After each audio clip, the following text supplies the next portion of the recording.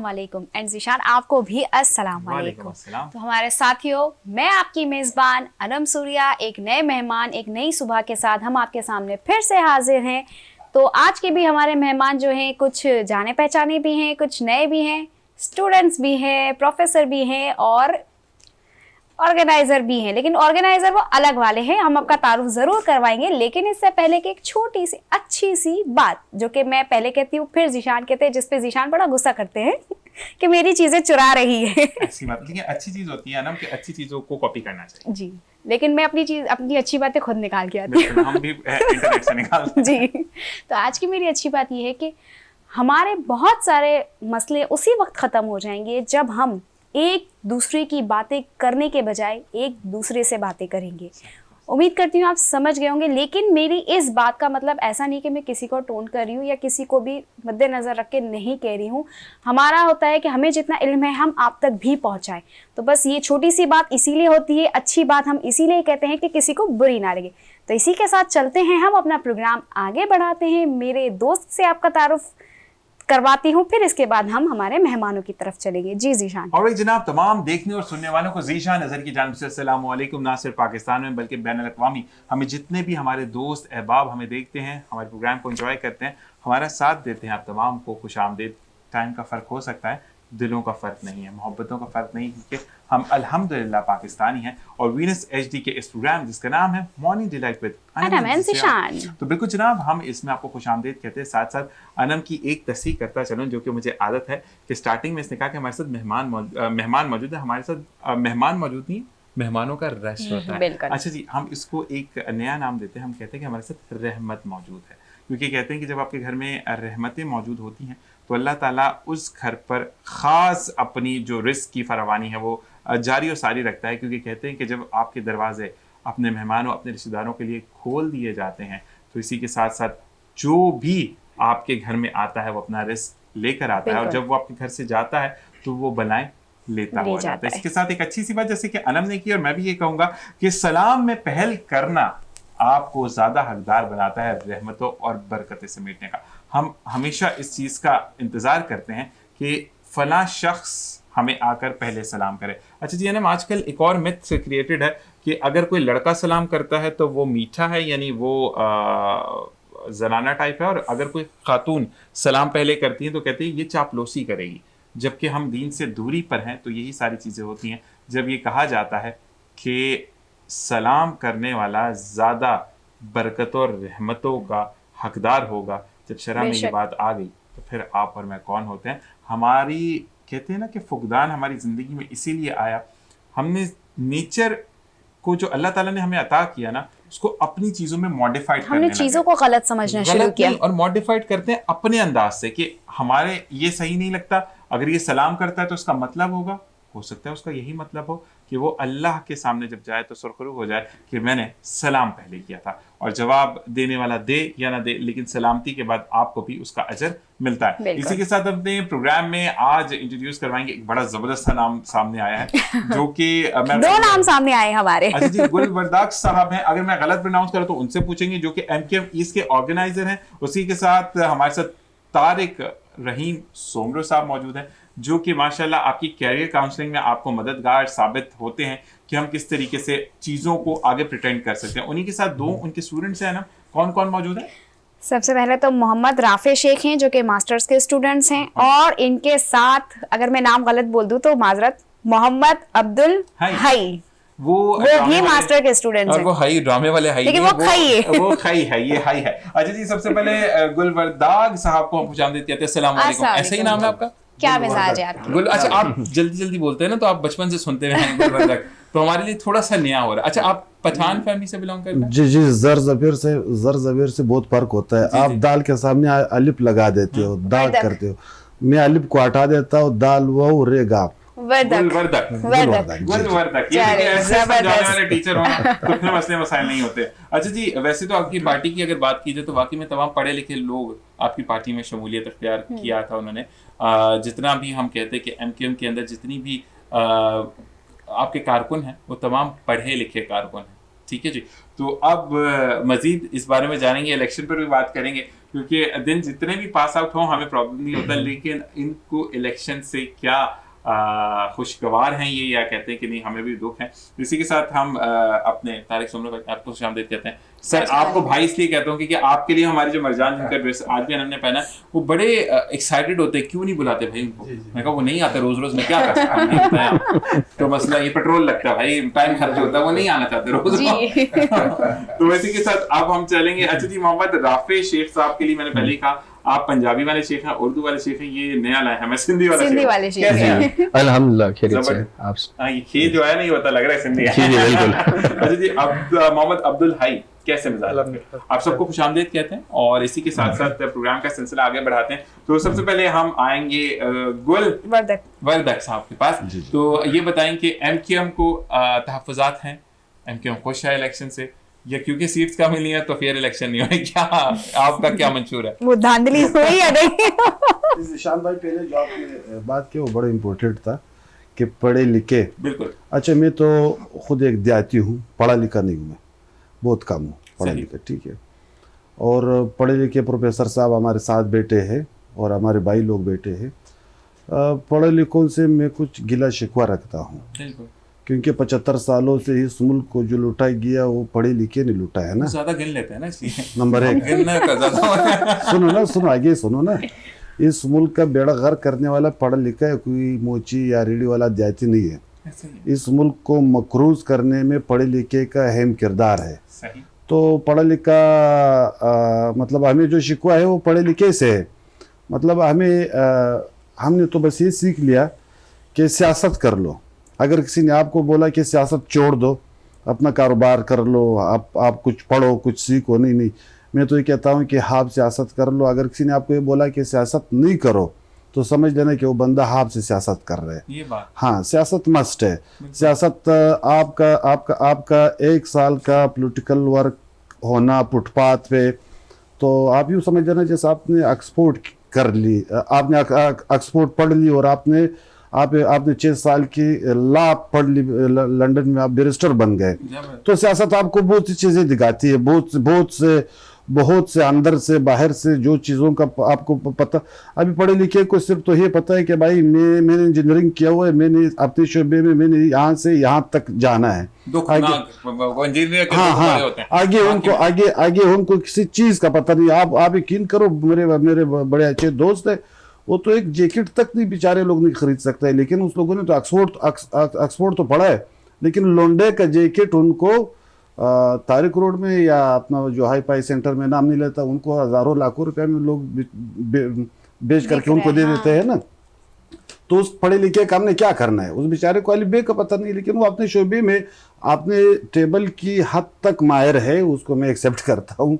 लेकिन मैं बोलता हूँ कि सियासी बने और सियासत कर ले। जो अच्छी इंपोर्ट करते हैं वो सियासत में अच्छे होते हैं ना। तो आपने भी अच्छी ये देखो, मैं आपको एक बात बताऊँ ना, आपके सियासत उसको कहते हैं ना, सियासत उसको कहते हैं आपका गम को मैं अपना गम समझूं, आपके दर्द को मैं अपना दर्द समझूं। ये तो समझते हैं। हाँ। पैसा भी अपनी पॉकेट में डालते हैं ना, पैसा नहीं निकालते। मसला ये है कि जितना पैसे देखो, पैसे तो अभी 2000 देखो, मैं आपको एक बात बताऊं, तो इस खिते में प्रोफेसर साहब बैठा हुआ है, हमसे उम्र में भी बड़ा है, नॉलेज भी इनका ज़्यादा है। इस खिते में हमारा जो खिता है, ये खिता दुनिया का 4 नंबर कीमत तरीन प्रॉपर्टी पर हम और आप बैठे इधर, ठीक है। इनको कराची नहीं समझना। आप थोड़ा सा अपने ब्रांड को बाहर निकाल दो, दुनिया के रूप से इसको देख लो, आप बैठे कहाँ पर हो। एक तो इसको इस दुनिया को 3 हिस्सों पे तकसीम किया गया हुआ है, first world country, second world country, third world. एक तो आप थर्ड वर्ल्ड कंट्री में बैठे हो, फिर थर्ड वर्ल्ड कंट्री में आप 4 नंबर कीमत तरीन प्रॉपर्टी पर बैठे हो। अच्छा, जब थर्ड वर्ल्ड कंट्री में आप हो तो फिर आपकी प्रॉपर्टी क्यों इतनी, इनकी डिमांड क्यों इतनी ज़्यादा है? नहीं, सेंट्रल एशिया है, यहाँ से बहुत से लोगों का ममालिक का यहाँ से फ़ायदा वाबस्ता है। तो आप जिधर बैठे हो आपने नज़र फिर वहाँ रखना है ना।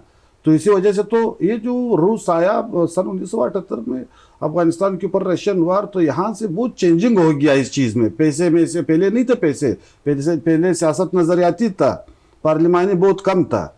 तो 70% वहाँ तकरीबन नज़रियाती सियासत ख़त्म हो गया, पार्लिमानी शुरू हो गया। जब 2000 में अमेरिका आया तो फिर पैसों की भरमार हुआ ना, पैसों पर तो यहाँ पर कराची के बलूचिस्तान सिंध में तो कोई बैलगाड़ी भी किसी के पास नहीं था, सियासतदान के पास नहीं था। ये तो अभी पैसे आ गए। अभी तो डॉलर की इतनी इज्जत करते हैं कि पाकिस्तान में इतना चढ़ा रहता है, डॉलर उतरता नहीं, क्योंकि डॉलर नहीं सिखाया आके, अंग्रेज नहीं सिखाया ना कि तो मैंने आपको वो 2000 के बाद आप समझ लो ना, सब पहला प्रोग्राम में सारी बातें तुम मुझसे मत बुलाओ ना। तो इसीलिए तो आपको बुलाया कि हम आपसे जाने कि आपसे आपको सुने क्या ना। दुख है। देखिए काफी दफा कहते हैं कि कार्डियो माशाल्लाह हमारा बहुत अच्छा अस्पताल है गवर्नमेंट का, उसमें जाने से बेहतर होता है बंदा दिल के जो छाले हैं ना वो फोड़ दे, उससे बंदा बीमारी में रहता है। आप लोग सब इस तरह कर लो, आप लोग पार्ट 1 पढ़ो, पार्ट 2 पढ़ो, थ्योरी पढ़ो, मुरखीन पढ़ो, जो पुराने हैं जो आने, फिर आपको सब पता चल जाएगा। प्रोफेसर क्योंकि आपकी आंखों से बड़ा अच्छा लग रहा पता करना ना मुझे। तो वो बड़ी आंखें कहते हैं ना वही चुरा के और फिर मिलाकर आप जो बात करें, इंतजार बड़ा अच्छा। अभी हमारे गया 92 साल उम्र है, अभी हमारे पोते फिर रहे, नवासे फिर रहे। अभी तो मेरा एज गया, उस दौर में आप नहीं थे, जिस टाइम में मैं जवान था। नवे की दाई आप उस वक्त मॉर्निंग डिलाइट होता था, मैं शादी में 92 में मैंने मैट्रिक का एग्जाम दिया है, माशाल्लाह। ठीक है, उस टाइम शायद आपके पैदाइश हो चुका शायद ये हो मैं ना हो। तो अब तो आंखें भी गया, हाथ भी गया, अभी तो क्या रह गया। लेकिन एक बात मैं आपको बोलूं, आप अगर आज नौजवान की इनकी भी फहरिस्त में खड़े होते तो आप जवान है, क्योंकि आप लोगों ने देखे, मैं जरूरी नहीं कहता लग्जरी खाना खाना सेहतमंद नहीं होता। आप सादी रोटी ही खाओ, बगैर मिलावट के खाओ, जो आप लोगों ने खाई है, ठीक है जी। 2000 के बाद तो वो कहते हैं ना, दो चीजें अपने पास रखो, जिशान कभी भी बुरा नहीं हो गया, हमारे बहन भी छोटी बेटी हुए। एक पैसे अपने पास रखो, दे दे, मैं रख लेता हूँ, मैं सबसे जमा करता हूँ। सुनो दे दूंगा लेकिन जाहिर नहीं करना। एक पैसे अपने पास रखो, सही। ये जो आत आप पिला देते हो ना, अल्लाह ताला किसी का हाथ ना पिलावे, ये किसी को बुरा कर देता है। एक पैसे अपने पास रखो, किसी को भी मत दो, मैं भी आपको नहीं दूंगा। दूसरा एक जिस्म की ताकत नहीं मिलेंगे। ये दो चीजें जब आपके साथ होंगी, आप 100 साल की भी होंगे तो आप यंग नजर आओगे। बिल्कुल ऐसा ही है, यंग नजर आओगे। नहीं आजकल तो ड्रिप्स भी लगती है 20,000 की, मेरे पास 20,000 नहीं, मैं ड्रिप जवान हो जाऊं। जी तारिक साहब ये बताएं कि आप भाई साहब की अभी तो दुख शुरू हुए हैं सुनना ना, मजीद सुनाएंगे आपको, फिक्र नहीं। अब ये अपने साथ 2 बंदे भी देख रहे हैं, भाइयों के नाम बताएंगे जरा, कौन कौन है आपके साथ भाई? मेरे साथ महमूद सलीम भाई, वो बड़े खुश हो रहे हैं कैमरे के उस बार आपको देख के। तो अच्छा ये बताएं कि अब तारिक भाई आज जो है हम किस टॉपिक पर बात करें, या आज कोई टॉपिक दी, क्योंकि अभी इलेक्शन में परेशान है। इलेक्शन में परेशान थे, टॉपिक तो हमारे स्टूडेंट हैं, उनसे गपशप करते हैं, लेकिन इनकी बात का जवाब मैं देना चाहूँगा कि वाकई सही बात है। देखिए हमारे पास जो भी मुल्क हमारा जो भी तरक्की नहीं हुई, पढ़े लिखे लोगों ने ही खराब किया, क्योंकि उनको पता है कि किस तरह वो जो पॉलिटिक्स की बात करें, उनको पता है कि पॉलिटिकली कैसे उस चीज़ों को, गलत को छुपाना है, वो झूठ को सच दिखाना है। तो उन्होंने सारा करके हमारे मुल्क का जो भी हाल हुआ है, काम खराब, ये तो बात इनकी मान लेंगे। लेकिन प्रॉब्लम क्या है कि पढ़े लिखे हैं कम। अच्छा, अब अगर हम पाकिस्तानी जो स्टेटिस्टिक्स है वो देखें तो 57% को पाकिस्तान में पढ़ा लिखा कहा जाता है। वो भी मुश्किल से, सुने वो 57 कौन है? वो उन 57 में वो लोग हैं जो अपना खुद का नाम लिख और पढ़ सकते हैं। यही बात ना, ठीक है। अगर उनको लिखा, अगर हम जाएं हायर एजुकेशन की तरफ, तो less than 10%, around 8 to 9% higher education में लोग जा रहे हैं, पॉपुलेशन हमारी। और वो अच्छा हैं भी कम पढ़े लिखे, जाहिर बात है वो जो कम है तो वो जाहिर बात है हर चीज़ पर हावी हो जाते हैं, हर चीज़ को संभालते हैं। लेकिन देखा जाए ऑन द अदर हैंड, हमारे मुल्क को बनाने वाले भी पढ़े लिखे थे। ऐसे ही देखें हमारा मुल्क कहाँ जा रहा था, हम कहाँ थे, हम लोन देते थे बाकी कंट्रीज को, हमारे यहाँ सब लोग आकर सीखते थे। हमारे इंजीनियर्स ने यूएई देख लें, एमिरेट्स को चलाने वाले यूएई में इन ईच एंड एवरीथिंग सारी पाकिस्तानियों ने की। फिर एक यानी 80 के दहाई के बाद एक इनकलाब आया जिसमें वही पढ़े लिखे ने अपना जो तरीका था वो बदल दिया और फिर उन्होंने कहा बहुत बांट दिया, मांगना शुरू कर दिया। नफ्सा नफ्सी जो आप देख रहे हैं, तो फिर वो हुई। लेकिन वही पढ़े लिखे पहले थे जिन्होंने, देखिए मुल्क जब आया तो उस वक्त पढ़े लिखे लोगों ने संभाला। जब हमारा मुल्क बना, डिवाइड हुआ इंडिया से, उस वक्त देखें कितने अच्छे लोग थे। लेकिन ये सिर्फ 70 तक चलता रहा। 70s के बाद जो है हालात बिगड़े हैं, तो अभी तक कंट्रोल में नहीं है। ये बात मैं इनकी मानूंगा कि वो अभी, क्योंकि उन्हीं की गलतियों की वजह से जो पढ़े लिखे उनकी, लेकिन फिर मैं कहूँगा कसूर फिर उनका भी, जो पढ़े लिखे नहीं है उन्होंने उनको आगे कर दिया। वो क्यों नहीं आए, ये देखें आपका कसूर है। वो क्यों नहीं आए आगे, उन्होंने क्यों नहीं उनको रोका। देखें ये जो इलेक्शन हुए अब आपने थोड़ा देखा कि तो कल नहीं परसों रोक दिया। हाँ, 8 तारीख नहीं, वो 9 तारीख को रोका नहीं, 8 को नहीं रोका। 8 को देखे आप इलेक्शन की सूरत हाल क्या थी, 9 तारीख को फिर देखे क्या हो गई सूरत हाल। मतलब ये वो टारगेटेड है जो पढ़ रहे हैं, क्यों भाई क्यों पढ़ रहे हैं। अच्छा जी, मोहम्मद राफे शेख साहब ये बताएं कि आप किस किस्म की तालीम हासिल करें, इंजीनियर बन रहे हैं, डॉक्टर बन रहे हैं, आप अकाउंट्स की तरफ हैं, आप इकोनॉमिक्स की तरफ हैं या आर्ट्स की तरफ हैं? मैं अभी करंटली कंप्यूटर की तरफ हूँ कंप्यूटर और बना लेते हैं आप? नहीं बना नहीं लेता शैम निकाल के साफ करके लगा देते हैं, क्या करते हैं? मास्टर्स कर रहा हूँ मैं सॉफ्टवेयर इंजीनियरिंग में अच्छा। और करंटली एकेडमिशियन एजुकेशन में। एकेडमी का नाम नहीं ले जी। रहे ना, ब्रांडिंग हो जाएगी। जी जी बिल्कुल, हाँ। बिल्कुल।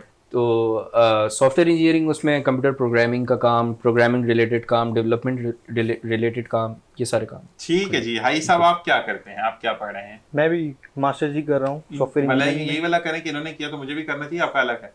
में। नहीं, स्टार्टिंग से ही मेरा था और हमने साथ में ही बैचलर्स भी किया। मैसेज हमारा आपका, complete आप दोनों मास्टर्स में आप? जी ठीक है, तो आप भी सॉफ्टवेयर इंजीनियरिंग जी करें? जी बिल्कुल। जबरदस्त। ये बताएं कि कौन अच्छा स्टूडेंट है आप दोनों में से?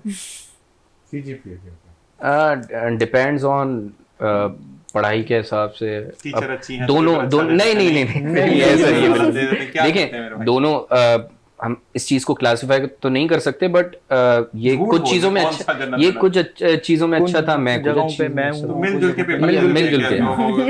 Exactly, exactly। दो क्वेश्चन आप कर लो, दो मैं कर लेता हूँ। Assignment दे दे, बिल्कुल। तो ये बताएं कि सप्लीज कितनी लगती है, सही से बता दें, या आर कितने में आया? कभी आया? आर तो नहीं आया होगा, सेकंड सेमेस्टर है। देखें सप्लीज अगर ना आए ना तो फिर डिग्री नहीं होती वो। ये बात है। ये नहीं, तो ऐसा नहीं होता है, है। ऐसी बुरी बातें ना करें। देखिए, मेरे घर वाले माने। असल स्ट्रगल इंजीनियरिंग में सप्लीज के supply बाद है। होना लाजमी है। इंजीनियरिंग हाँ। स्टूडेंट के लिए सप्ली हाँ। लाजमी है। ये वो भी लगता है। engineering के- ऐसे नहीं तो असल स्ट्रगल असल सप्लीज के struggle बाद है ना। सप्लीज के बाद नहीं, है। एक बात है, असल स्ट्रगल हाँ। हुआ कि 75,000 में इंजीनियर बन जाओ। हाँ ये है वो बिल्कुल, चीज है कि बिल्कुल। 75,000 में इंजीनियर बनो, ये थोड़ी कि लाखों लगा के जी। इंजीनियर बने। अच्छा जी, अब मुझे ये बताओ कि are you both satisfied with the निजाम which going on for the studies? वो है, आप लोग उससे सेटिस्फाइड हो?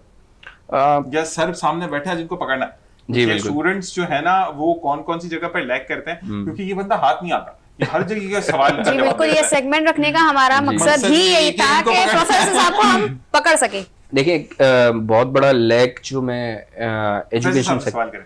एजुकेशन सेक्टर के साथ के उसमें देख रहा हूँ, बाउंड्रीज के अंदर, कि स्टूडेंट जब एकेडमी एक एजुकेशन से निकल के जब इंडस्ट्री की तरफ जाता है तो एक बहुत बड़ा गैप फील करता है कि उसकी जितनी भी एजुकेशन थी, जितनी भी 4 साल उसने पढ़ा, उसमें उसने बिना प्रैक्टिस के वो आगे बढ़ता गया और जैसे ही इंडस्ट्री में वो घुसा तो 40,000 की पे मिलती तो वो नहीं 40,000 भी नहीं, वो तो जॉब मिले ना पहले मिल जाती है, तो 40,000 की मिलती है। 25,000। मैं 25-30 से स्टार्ट करूंगा इस चीज अच्छा, को, क्योंकि 40 तो वो खुश हो जाते हैं हाँ। जिन बच्चों को मिल अच्छा, जाती नहीं, है। मैंने गुस्से से देखा था, मुझे बोला। नहीं नहीं एक जेनरिक में बता रहा हूँ, तो उस पे 25 और 30,000 से जब स्टार्ट होती है और बड़ा स्ट्रगल करता है। हमारे यहाँ पर जो आईटी इंडस्ट्री और जितनी भी इंडस्ट्रीज के काम चल रहे, कुछ सेक्टर्स अनसर्टेन भी चल रहे हैं, जो कि अचानक से अच्छी जॉब मिल गई, फिर अचानक से ले ऑफ आ गया एंड सो ऑन। तो उस चीज में मैं एक चीज जस्ट एक सवाल है मेरा इतना लंबा कि सवाल करके जवाब मांग एक रहे छोटा सा सवाल नहीं, एक बहुत बड़ा सिनेरियो था। पूरा ग्रुप बनाया, पहले सारे एक लोग scenario पकड़ था। लिया। बिल्कुल, exactly। 6 साल को पकड़। तो इसमें एक छोटा सा सवाल है कि एक स्टूडेंट को 4 साल की एजुकेशन के दौरान जब वो इंडस्ट्री में जाता है, क्या इंडस्ट्री से पहले 4 साल की जो तमाम सब्जेक्ट्स हैं, असाइनमेंट्स है, और वो एक साइकिल से चलता रहता है, is that cycle is good? Very good, बहुत वेरी अच्छा गुड, सवाल, वेरी गुड, बहुत वेरी गुड, अच्छा सवाल बहुत है जबरदस्त, और, जबरदस्त। really appreciate your question। Sheikh साहब अच्छा ने ये देखा। जी जी शेख साहब इसके मुख्तलिफ पहलू हमें नहीं, देखने वो बड़ा पड़ेंगे। डिफरेंट है कि every year you should have to do practice. बिल्कुल, आपने जो पढ़ा उसको प्रैक्टिस आउट तो करो, बड़ा अच्छा सवाल है अच्छा इसका। नहीं, इसमें मैं काफ़ी क्योंकि हमारी डिस्कशन होती है, इसको हम कहते हैं एकेडमिया और इंडस्ट्री लिंकेज। अच्छा, यहाँ हमारे एक बड़ा गैप है, ठीक है जी। हो क्या रहा है कि हमारी एकेडमिया एक निज़ाम के तहत चल रही है, उसमें करिकुलम है, हम उसको पढ़ा रहे हैं, और हमारे ऊपर एजेंसीज हैं, एक्रेडिटेशन एजेंसीज हैं, हमें उनको सेटिस्फाई करना होता है कि हमारा स्टैंडर्ड क्या है। उसके बाद जब भी इवन मैं जब फर्स्ट टाइम जब मार्केट में गया तो मुझे वो काम तो मैंने जो किया वो मैंने सीखा ही नहीं था, बिल्कुल। तो बाद में सीखना पड़ा। अच्छा, फिर मेरी एक जगह डिस्कशन हो रही थी जिसमें एकेडमिया और इंडस्ट्री के लोग बैठे थे, दोनों एक दूसरे के ऊपर चढ़ाई की हुई थी इसी सवाल की तरह कि जी आप जो प्रोड्यूस कर रहे हैं हमें काम का नहीं है, वो यूजलेस है और हम उसको ट्रेन करते हैं। तो मैंने उनसे एक सवाल किया इंडस्ट्री के लोगों से, मैंने कहा जी आप मुझे बताएं कि आप कहाँ से आए, आप क्या मार्स से आए, मून से आए या वीनस से आए? नहीं वीनस नहीं, वीनस से नहीं। तो उन्होंने कहा जी नहीं मैं तो इस एजुकेशनल निज़ाम से आया। मैंने कहा फिर आपने यहाँ सीखा?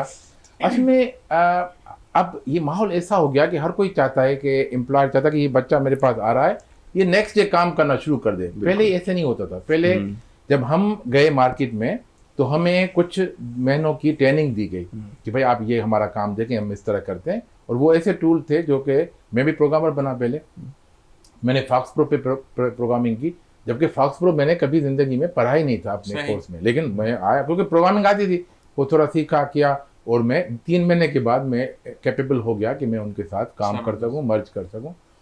तो एक तो बड़ा मसला ये कि हमारी एक्सपेक्टेशन, हम सब शॉर्टकट के पीछे हैं। हम वो कहते हैं कि बच्चा निकले और वो बस इतना तैयार हो और हमारे पास आकर काम करे, हमें उसको सिखाने की जरूरत ना पड़े। एक मसला उस तरफ ये है। दूसरी तरफ हमारे यहाँ जो मैं एकेडमिया को रिप्रेजेंट करता हूँ, हमारे यहाँ भी मसला, हम जो लास्ट ईयर के जो प्रोजेक्ट देते हैं ना, वहाँ पर फॉल्ट है सारा। बिल्कुल वो फॉल्ट इस तरह है कि वो हम जो प्रोजेक्ट देते हैं, नॉर्मली प्रोजेक्ट वो फैकल्टी और स्टूडेंट के दरमियान होता है, उसका कोई वास्ता नहीं होता इंडस्ट्री से।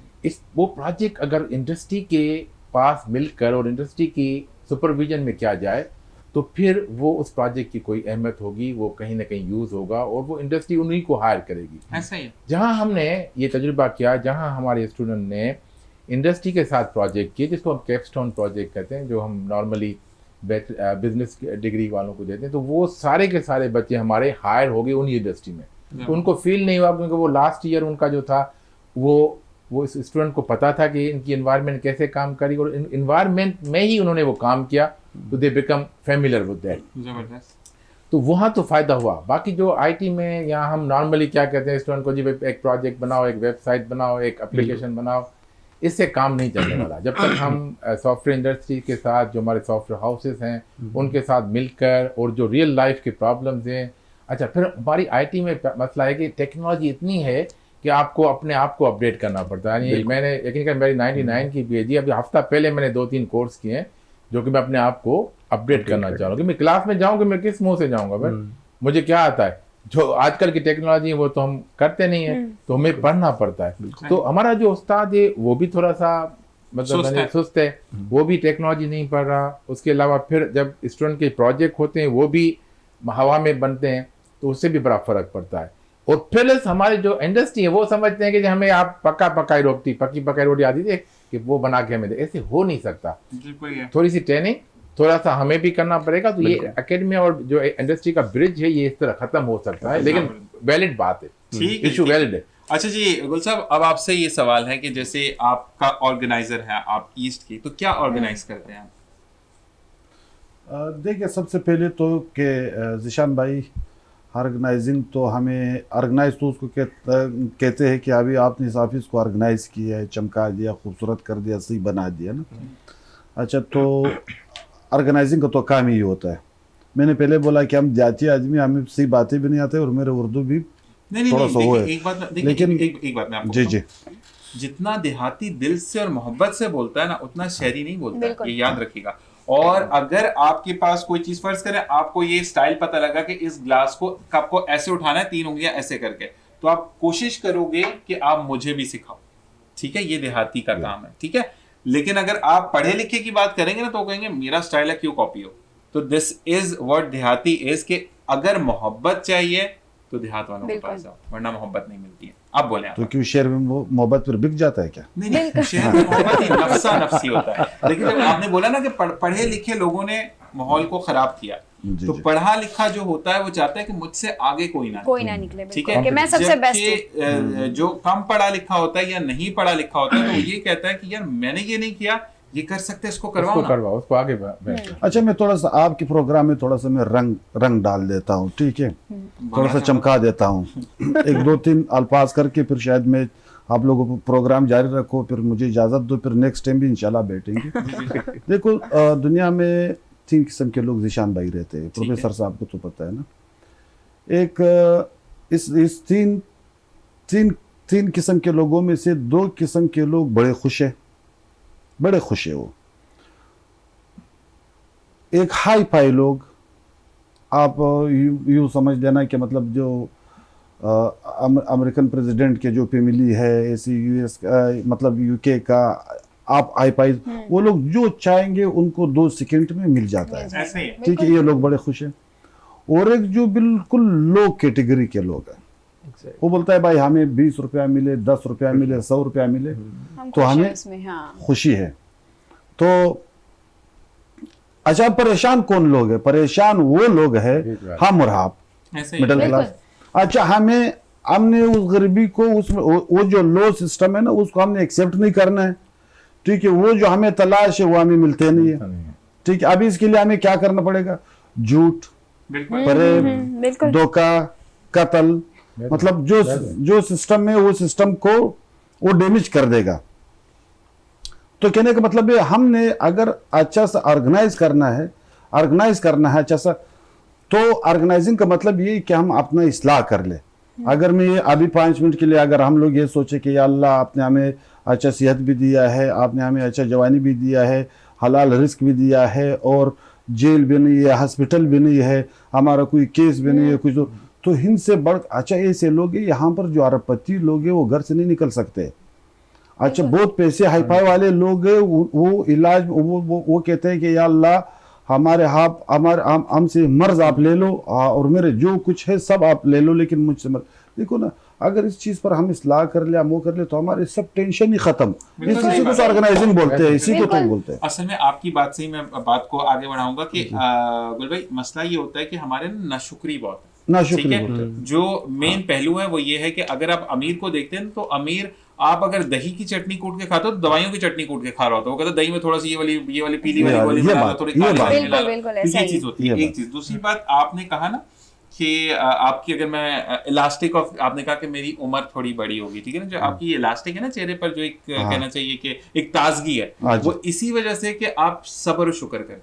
नहीं, मैं टेंशन नहीं लेता हूँ, सब्र करता हूँ, शुक्र करता हूँ, भरोसा रखते हैं मैं तो इस तरह करनी हूँ। एक साहब अभी आ गया, वो मेरा अच्छा दोस्त है, ठीक है। किसी सियासी जमात से उसका ताल्लुक है। अभी उनका हालत देखो, अभी बेटे का उसका हालत सत्यानाश हो चुका है। तो ये आप बताएंगे। अच्छा, बेहतरीन। अच्छा चलिए, अब आपसे पूछे क्योंकि आपको बहुत से शो मैंने उनके साथ किया मुख्तलिफ चैनलों पर। अच्छा, आप मुझे ये बताएं गोल भाई कि अब, क्योंकि मैंने कार्ड भी रखा, मुझे बताएं कि आपकी, अगर हम डेली रूटीन पूछते हैं, फिर समझो आपकी तरफ आते हैं, कि मुझे ये बताएं कि आपकी डेली रूटीन में अगर हम बोलते हैं कि आप कुछ परहेज करते हैं खाने में, क्योंकि आप माशाल्लाह एक पार्टी के कारकुन हैं, और फिर आप जो हैं वो जो बोलते हैं। अच्छा, एक चीज बड़ी अच्छी है आपके अंदर भी, ऑर्गेनाइजर है, तो आप उतार चढ़ाव बड़ा अच्छा करते हैं जवाब का ना। तो मुझे खुदा की कसम जिशान भाई, जी। खुदा की कसम 1 किलो 1.5 किलो गोश्त टाइम पर खाता हूँ। गोश्त के बगैर नींद नहीं आता है मुझे। 1 किलो। अच्छा। हाँ, दुम्बे का। सुनो खूब खाता पीता हूँ। आपने वो फिर मुझे पैसे वाली मिसाल दी थी। सुनो ये निमूद और सलीम भाई बैठा हो, इनको कसम दे दो, शाहजी को कसम दे दो। कल मेरे एक मेहमान आया था हैदराबाद से, रिजवी, घर पर बहुत से लोग आए थे, जो कि बोलता है क्या कर रहे हो गुल भाई? मैंने बोला खाओ, दुनिया खाने का है, ठीक है। लेकिन आप सुबह को, मैं जब बचपन से जब मैंने होश संभाला है, सुबह को जब मैं उठता हूँ तो नहार मुंह जो मैंने मुंह नहीं धोया हुआ है, मुझे इस पे गोल का छिलका दे देता है गर्म पानी में, और एक लहसुन को मैं 8 से 10 पीस बना करके घर वाले वो दे देते हैं, उनको मैं नार मुंह निगल लेता हूँ, ठीक है। इसी ने मुझे फिट रखा है। यूरिक एसिड, ब्लड प्रेशर, ये चीज़ों में को ना मैं जानता हूँ, ना वो मेरे नज़दीक आता है, ना मैं समझता हूँ। ये फजूल बात है। आप देखो ना, मैं आपको एक चीज़ बताऊँ, अपना जहन में तदबीर आप जिस चीज़ का भी बनाओ। अभी आप क्रिकेट खेलते हो, टेबल टेनिस खेलते हो, मतलब फुटबॉल खेलते हो, वो तो आप एक्सपीरियंस भी है, ताकत भी है, भागना दौड़ना भी पड़ता है। दुनिया के प्रोफेसर साहब बैठा हुआ है, दुनिया के हर गेम में, हर चीज में अगर आपने ये कहा कि जी ये इसको मैं हारूंगा, आप यकीन कर लो कि उसी गेम को आप हार जाओगे, खासकर आप लोगों के लिए, दोनों के लिए, ठीक है। और दूसरी बात है, अभी लिडो तो किसी के हाथ में भी नहीं है, आप फेंक तो जो खाल आएगा वही आएगा ना। लूडो में भी आप बोलो कि यार इस बाजी मैंने नहीं जीतना है, वो आप हार जाओगे। जो गुमान करोगे वैसा ही गुमान करोगे, तदबीर आप जैसे बनाओगे ना। तो मैं इस चीज को नहीं मानता हूँ। ये हार्ट अटैक क्या होता है? तभी कहते हैं जैसी भाई नियत कुछ ऐसी भी नहीं, मुराद। हार्ट अटैक मट अटैक भाई, जिस दिन मौत लिखा होगा उस दिन मौत आएगा। खाओ पियो वर्जिश करो, लेकिन सेहत का ख्याल रखो, सेहत का ख्याल रखो, लेकिन खाओ पियो खूब। ये जो हमारे भाई जितना परहेज करते हैं उतनी जल्दी मरता है, खुदा की कसम। प्रेस वाले ये जो वाक शाह देखिए, करते अब हैं। आपने बोला, गुल भाई खुद ही बोला कि मैंने लोगों को बुलाया और मैंने कहा खाओ, खाने के लिए, ठीक है ना। हाँ। अक्सर लोगों का तो खाने के लिए भी नहीं होता ना, वो अगलों की तरफ देखते हैं। हमारे पास आए, हम उसका हेल्प करेंगे, क्या बात करते पक्की बात है। हो? पक्की बात है। कल पहुंचे आगे उसको शाह साहब इसको लाओ घर पे। एड्रेस भेजे, लोकेशन यही वाली बात है। तो हाँ। अच्छा ये बताएं कि आप जो क्योंकि आपको जाना है, तो मुझे ये बताएं गुल भाई कि आप अपनी जो पार्टी है उसके लिए कुछ कहना चाहेंगे? देखो हमारी पार्टी है, हमारी पार्टी नहीं है वो हमारी पार्टी नहीं है, वो एक इंसानियत की पार्टी है। सही। पहले इसी पार्टी को लोगों ने गलत रंग दिया था। गलत लोग बीच में शामिल हो गए थे। नहीं, देखो ना, लोगों एक यहाँ पर एक उमरान जमात ने जो 15 सालों से यहाँ पर हुक्मरानी की, पख्तनों से लड़ा है, सिंधियों से लड़ा है, बलोचों से लड़ा है, हज़ारे वाल सराइकियों सबसे कौमों से लड़ा है। आज अल्हम्दुलिल्लाह देखो, मैं एक पख्तून हूँ ना, मैं इनके पाकिस्तान की नुमाइंदगी कर रहा हूँ। मैंने सीख ली, मैंने देख ली, बखुदा यहाँ पर मोहब्बत है, और यहाँ पर सिंधी भाई है, यहाँ पर बलोच भाई है, सराइकी है, गिलगित बल्तिस्तान के है, बहुत से। कहने का मतलब ये है कि हमने अपना पार्टी के लिए किया। देखो कि पहले भी हमने इसी शेर को बनाया था। अभी लोग बोलते हैं हमारे जो भाई अभी तो यहाँ पर मौजूद नहीं, वरना मैं उनके चमड़ी उतार देता था। वो कहता था कि भाई हमने तो वज़ीर-ए-आज़म शिप के लिए, मैंने उसको कहा कि भाई आपके पास तो टोटल 22 नशिस्तें हैं, वज़ीर-ए-आज़म शिप के लिए तो 2/3 अक्सरियत चाहिए, ठीक है। अब एक जीटी रोड 94 सीटें है, अब पंजाब को जीतो आप वज़ीर-ए-आज़म बन जाओगे। सही। आपको क्या वज़ीर-ए-आज़म का भला आपके गले में पड़ा हुआ है? छोड़ो वज़ीर-ए-आज़म को, आपके घर में तो पानी नहीं आ रहा है, लाइट नहीं है, बिजली नहीं है, सीवरेज सिस्टम आपका दरहम बरहम है, रोड आपका दरहम बरहम है। छोड़ो वज़ीर-ए-आज़म, चाहे अहमद आता है महमद आता है, उसको छोड़ो, इधर आप अपना कराची पे नजर रखो। ये कराची जब होगा तो पाकिस्तान होगा। 70% बल्कि 67-68% सब्सिडी दे रहे हो, कराची दे रहे हैं। बिल्कुल ऐसा ही है। और साथ साथ मैं यही कहता हूँ कि जिंदगी में आप जब एक मंशूर उठाते हैं तो उसको मुकम्मल करें। MKM को ने भी सीटें हासिल की हैं, तो इंशाल्लाह आप लोग जो इस पावर सेक्टर है, क्योंकि काम तो करते हैं ना, जो जीते हैं तो फिर वो काम तो चलता है। तो पावर सेक्टर और गैस का जो प्रॉब्लम है, मतलब गर्मियों में भी गैस जा रही, तो इस पर हम रिलीफ देखते हैं। अभी आप देखो ना, काम खुद बताएगा कि मैं क्या हूँ, काम खुद बताएगा। जो 10 देखो, मैं आपको एक बात बताऊँ ज़ीशान भाई, 22,242 अरब रुपया NFC अवार्ड के पड़े इस टाइम, वज़ीर-ए-आला उसमें पड़े। सही। और मुस्तफ़ा कमाल को सिर्फ 300 अरब रुपया मिले थे, वो भी उस दौर में MKM में मिले थे। कराची को दुनिया का नक्शा बदला था, देखो नक्शा बदला था ना। ऐसा ही है। तो अब यही पे हमने पहले भी ये कहा है, अभी भी जीत करके भी ये बात कर रहे हैं, दबंग कैमरों के सामने कर रहे हैं, हमारे मरकजी क़यादत कर रहे हैं कि हमें वजारत नहीं चाहिए। वो जो पैसे पड़े वो इस ये जो यंग जनरेशन ने जो पढ़ रहे हैं, हमारे बेटे, हमारे बच्चे, हमारे भाई लोग, इनको दे दो, हमारे इस मुअज़्ज़िज़ीन को दे दो, ताकि हम एक नए शहर बनाए, एक नए पाकिस्तान बनाए। हमने पैसे क्या करना है? अभी खामखा गटर के ढक्कन लगाने के लिए भी मुझे वज़ीर-ए-आला को फ़ोन करना चाहिए कि भाई आपके पास NFC अवार्ड के मेरे घर के गटन लगाओ और ढक्कन लगा दो, और मुझे गैस दे दो, मेरे जो सीवरेज का पाइप बंद है। ये नहीं हो सकता है ना, जुल्म हुआ है इसके साथ। ये इंशाल्लाह ख़त्म कर देंगे। हमें वज़ारत नहीं चाहिए, हमें आपकी रिलीफ चाहिए, आपकी रिलीफ, आपके दलील। 2 से 3 काम मैं गुल भाई आपसे फिर इंशाल्लाह आपको दोबारा प्रोग्राम पे बुलाना है। एक तो रोड जो जगह जगह से टूटे हैं। एक चीज मैं आपको बोलूं, मैंने ना एक जगह पर देखा था, लाहौर की बात बता रहा हूँ, कि आप जब एक बंदे पर वो डाल दोगे ना कि रोड बनने के बाद क्यों तोड़ा और उसको बना कर दो, तो किसी की हिम्मत नहीं होगी तोड़ने की। लाहौर में ये होता कि जब वो आपके जो इलाके के जो यूनियन काउंसिल के जो बड़े होते हैं, उनका भांजा बना, तो उन्होंने पहले वहां पर मट्टी फेंकवा दी, पाइप्स फेंकवा दी। बनने के बाद उनको ये आया कि हमने रोड तोड़ना है, तो तोड़ने के बाद जब वो सब पहुंचे तो उन्होंने कहा कि बनवा के दो। सूर्य आपकी बात काटते हैं। जब वालिद साहब को हम लोग एक शिकायत करते थे, मेरे वालिद साहब को, तो वो कहता था आखिरी वाला बात बोलो, आखिरी वाला बात। सही। मतलब वो समझ जाता था। ठीक है। तो अब भी आखिरी वाला बात बोला, तो मैं समझ गया। सुनो, आपका जो चैनल है, एक डिजिटल चैनल है सोशल मीडिया की, आप यकीन कर लो कि आजकल इलेक्ट्रॉनिक्स मीडिया से ज्यादा हाईफाई चल रहा है। बिल्कुल। ये चैनल क्यों चल रहा है? इस वजह से चल रहा है, जो आपको लीड करने वाला जो शख्स है ना, वो ग्रेड है, वो ग्रेड है। देखो सोशल मीडिया के तो लाखों चैनल चल रहे हैं ना, अभी उसमें तो गुलवर्दक, प्रोफेसर साहब, ये भाई लोग तो नहीं जाते, ये जो आपको जो लीड करने वाला जो शख्स है, जो आपको लीडर सही मिले, अगर आप इस शहर को सही लीडर मिले, सही नुमाइंदा मिले और इसी शहर का बासी मिले, तो अभी कोई मैं तो यहाँ पर तो गपशप वाला माहौल हुआ, अच्छा भी लगा। अगर मेरा काम ही नहीं होता तो मैं तो रात के 12 बजे तक आप लोगों के साथ बैठा रहता था, खाना खाता। लेकिन इंशाल्लाह फिर बैठेंगे, फिर बात करेंगे। बहुत से हमारे साथ, हमारे पास इतने टॉपिक्स पड़े हुए हैं कि इंशाल्लाह ताला जितने जिंदगी अल्लाह ने दिया इतना और भी देवे तो खत्म नहीं होगा, आपके साथ चलता रहेगा। नहीं, आपको दोबारा हम जरूर बुलाएंगे। कबाइली निज़म पर, इस्लामी निज़म पर, 73 के आइन पर, 18वीं तरमीम पर, जिस चीज़ पर हम लोग इस खिते के बच्चे हैं, सब कुछ अपना आंखों से देखा है, जो आया है, जो गया है, जो बड़े बड़े ब्रिज यहाँ से इंटरनेशनल सतह पर आए, हमारे सर से गुजरे, जब गए भी तो देखे, सब कुछ का पता है अल्हम्दुलिल्लाह। वैसे शक्कर से तो मैं मम्मी डैडी लगता हूँ, लेकिन अंदर राज बहुत पड़ा है। ऐसा नहीं, ऐसा नहीं। इसी से गुलबाग बहुत बहुत शुक्रिया आपका आने का, खुश रहो। और आप वादा करके जाएंगे आप दोबारा जरूर इंशाल्लाह, आएंगे। इंशाल्लाह, ऑलराइट जनाब, इंशाल्लाह। इसी के साथ हम लेंगे एक छोटा सा ब्रेक। आपने कहीं नहीं जाना, क्योंकि कहते हैं कि जब तक रिफ्रेशिंग ब्रेक ना हो तो मजा नहीं आता। हमारी चाय ना हो। बिल्कुल जी, चाय ना हो, साथ साथ मेरी ग्रीन टी होती है, तो हम उसको एंजॉय करते हैं। जैसे ही वो सर्व होती है हम वापस आएंगे आपके पास। बिल्कुल। देखते रहिए प्रोग्राम मॉर्निंग डिलाइट पे। अना मैं ज़ीशान।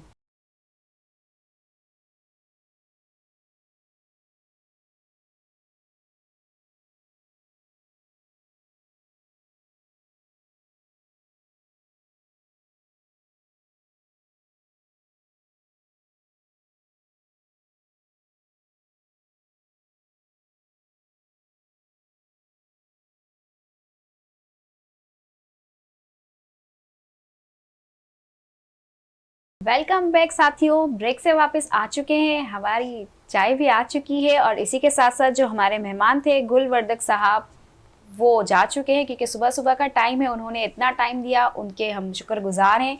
इसी के साथ हमें जो है हमारे नए मेहमान ने ज्वाइन किया है, जिनका नाम है जावेद सिद्दीकी साहब, जो पीटीआई के रहनुमा हैं। अस्सलाम वालेकुम। वालेकुम कैसे अस्सलाम। मिजाज हैं? अल्हम्दुलिल्लाह। कैसे मिजाज आपके? ठीक ठाक है। बहुत बहुत आपका शुक्रिया आने का। जो कि गुलवर्दक भाई आपके लिए कह के गए कि आपकी सेहत थोड़ी सी खराब है। तो वो कहते हैं ना कि आपकी जो जितनी भी एक टर्मिनोलॉजीज होती हैं, वो एक दोस्ती की बाउंडिंग जो है ना वो बहुत अच्छी रहती है। तो इसी के साथ आपकी तरफ हम आते हैं। मुझे ये बताइए कि आप पीटीआई के रहनुमा हैं, तो आप रहनुमाई में मतलब क्या क्या चीज़ों को देखते हैं, क्या क्या करते हैं? देखें, मसला ये है कि रहनुमा तो खैर वो है शनाख्त, लेकिन असल में देखा जाए तो हम वर्कर हैं। क्योंकि उसकी वजह ये है कि तकरीबन लीडरशिप के बाद जितने भी नीचे हो, चाहे वो किसी टाउन का सदर हो, डिस्ट्रिक्ट का हो या किसी का भी हो, वो वर्कर नहीं आते हैं नॉर्मली इंसानी खिदमत के लिए। सही है ना? तो खैर ये तो हमारे ये कि उन्होंने इस काबिल समझा कि हमें अपने साथ एक जो मिशन था उसमें शामिल किया।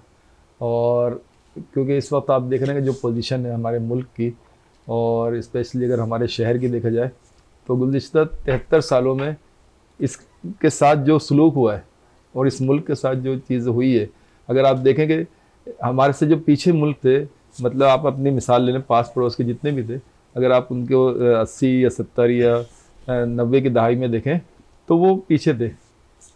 और पाकिस्तान बहुत इस्टेब्लिश था, पाकिस्तान एशियन टाइगर बनने की तरफ जा रहा था। लेकिन आज अब देखें तो क्या पोजीशन है। तो उसमें जाहिर सी बात है सब ने मिलजुल के एक साथ इसके लिए कोशिश करनी है। और वो उसी सूरत में हो सकती है जब अच्छे लोग, काबिल लोग, पढ़े लिखे लोग, आपकी जो मैनेजमेंट होती है, जो कोई मुल्क चला रहे हैं या कोई भी इदारा चला रहा है, तो उनको आप प्रमोट करते हैं तो फिर वो आगे मुल्क भी तरक्की करता है, या कोई भी चीज़ हो वो आगे तरक्की करती है। तो ये हमारी कोशिश है और इसमें इंशाअल्लाह ताला हमारी कोशिश जारी रहेगी। तो जाहिर है ये मुल्क हमारा है, तो कोशिश भी हमने करना है, आपने करना है, हम सब ने करना है, मिलके करना है। और मसला ये होता है कि आपके जावेद भाई कि आप जब तक इनिशिएटिव नहीं लेते, चीजों को अपना ओन नहीं करते, चीजें कभी भी सुधरती नहीं है। जी तारिक भाई, ये बताएं कि अब इनको दूसरे सवाल में कहाँ पकड़ना है, हमें हाई भाई बताएंगे। अब्दुल मोहम्मद अब्दुल हाई, क्या सवाल है आपका? क्या फील करते हो being a student, being under supervision हो, तो आप क्या फील करते हो कि कहाँ पर आप इनकी किसी भी बात से वो कहते हैं ना इत्तेफाक नहीं करते? कोई एक ऐसी बात? Sir, as an engineer student, एक स्टूडेंट 4 साल की डिग्री अपनी इंजीनियरिंग में कंप्लीट करता है। फर्दर स्टडीज़ के लिए अगर उसे मास्टर्स करना है तो क्या MBA करना उसके लिए वर्थफुल है या नहीं है? बड़ा इम्पोर्टेंट सवाल है, क्योंकि नॉर्मली हो क्या रहा है कि जो मेजॉरिटी ऑफ स्टूडेंट, जैसे सिविल इंजीनियर हो गए या कंप्यूटर इंजीनियर हो गए, तो मेजॉरिटी पाकिस्तान में ऐसा हो रहा है 50% से ज़्यादा स्टूडेंट जो है वो MBA की तरफ जाते हैं, क्योंकि ओके इंजीनियरिंग डिग्री तो हमारे पास आ गई, अब हम एक बिजनेस की डिग्री ले लें और फिर हम अपना सेटअप बनाएं, जो एंटरप्रेन्योरशिप की तरफ जाना चाह रहे होते हैं। तो ये एक ट्रेंड पाकिस्तान में देखा गया है और इस तरह के बहुत सारे दिस वेरी गुड ऑप्शन कि आप फिर MBA करें, मास्टर्स अपनी फील्ड में न करें और MBA करें। उससे क्या होगा, थोड़ी सी वो MBA बड़ा हो जाएगा, आपका 72 क्रेडिट आवर्स का हो जाएगा, क्योंकि आपने BBA नहीं किया हुआ, लेकिन आपका वही इक्वल होगा, वो 18 ईयर की डिग्री कहलाएगी। उससे फिर आपके और भी राहें खुलेंगी, आप अपनी इंजीनियरिंग के जो नॉलेज है उसको और बिजनेस नॉलेज को कंबाइन, क्योंकि आजकल देखें एक फील्ड नहीं चल रही है, आजकल हाइब्रिड फील्ड्स चल रही हैं। तो अगर आप इवन आपके सॉफ्टवेयर में भी हैं तो उसमें भी अगर आपको एक टूल आता है या एक लैंग्वेज आती काम नहीं चलेगा, आपको मल्टीपल लैंग्वेजेस सीखनी पड़ेंगी, क्योंकि मुख्तलिफ जो है जगहों पर आपको मुख्तलिफ ज़रूरत पड़ती है। तो ये बड़ी अच्छी कम्बिनेशन आपने सवाल किया, बड़ी अच्छी कम्बिनेशन है और ये सक्सेसफुल कम्बिनेशन है। बहुत सारे मैंने इंजीनियर देखे हैं जो कि MBA के साथ बड़ा अच्छा परफॉर्म करते हैं। अच्छा डॉक्टर साहब, मुझे बताइएगा कि आप अगर इंजीनियरिंग बैकग्राउंड है, क्योंकि फिर आप बिजनेस नहीं पढ़ते हैं, आप मैथ्स को इतना फॉलो नहीं कर रहे होते हैं ना, मतलब अकाउंटिंग साइड को फॉलो नहीं कर रहे होते, तो is this easy for engineering student कि वो एक जंप इन करता है MBA में, क्योंकि MBA तो टोटली ही अकाउंट सेक्शन के साथ वो है, क्योंकि आपका जो बैकग्राउंड है, आपकी बेस वो बनी नहीं, ठीक है ना, आप फिजिक्स केमिस्ट्री मैथ्स पढ़ते पढ़ते आगे निकल गए, ठीक है, तो उनके लिए कितना प्रॉब्लम होगा? अच्छा, उसके लिए देखिए हमारी बिजनेस काउंसिल ने एक मैकेनिज्म बनाया जिसमें जैसे इंजीनियर हैं, इवन मेडिकल डॉक्टर भी MBA कर रहे होते हैं, नहीं जिनकी MBBS या BDS होती है वो भी कर रहे होते हैं, इंजीनियर तो ज़्यादा कर रहे होते हैं। अच्छा, उसमें हमने स्कीम इस तरह बनाई है कि पहले साल में जो आपने कोर्स पढ़े वो आपके वो असल में फाउंडेशन कोर्स कहलाते हैं, जो कि आपको एक नॉर्मल BBA को पढ़ाते हैं हम। सही। तो वो 6 मुख्तलिफ फील्ड्स होती हैं, उसमें हम 2-2 कोर्स तकरीबन कराते हैं, 36 क्रेडिट आवर्स उनको वो कराए जाते हैं। तो अब वो इंजीनियरिंग फील्ड से है, उसको बिल्कुल पता नहीं बिजनेस का, तो वो उतने कोर्स फाउंडेशन कोर्स करेगा, उससे क्या होगा, उसकी जो नॉलेज है बेसिक वो आ जाएगी। उसके बाद फिर फर्दर जो कोर्सेज हैं वो एक नॉर्मल MBA करता है वो उनके साथ करेंगे, जो BBA वाला डायरेक्ट आता है MBA करने वो बाद में सेकेंड ईयर में वो क्वेश्चन को कोर्स करते हैं। इससे क्या होता है कि जो उनकी बेसिक नॉलेज, क्योंकि देखें आप एक किसी फील्ड से दूसरी फील्ड में जाएंगे तो आपको उसकी बुनियादी जो कोर कोर्सेज है आपको पढ़ने हैं। बिल्कुल ऐसे तो ही यही हमारा जो बिजनेस जो हमारी एक्रेडिटेशन बॉडी है NBAC, उन्होंने भी इसी तरह का एक पैटर्न बनाया हुआ है। तो ये एक इंटरनेशनल पैटर्न है जिसमें कोई भी किसी भी फील्ड से किसी और फील्ड में जा सकता है। असल में क्योंकि आप BE के बाद ME करते हो तो एलिजिबल होते हैं चीजों को पढ़ने की, आप एडवांस पढ़ रहे होते हैं, क्योंकि आप बैचलर्स में तो वो चीजें पढ़ चुके हैं, ऐसे ही।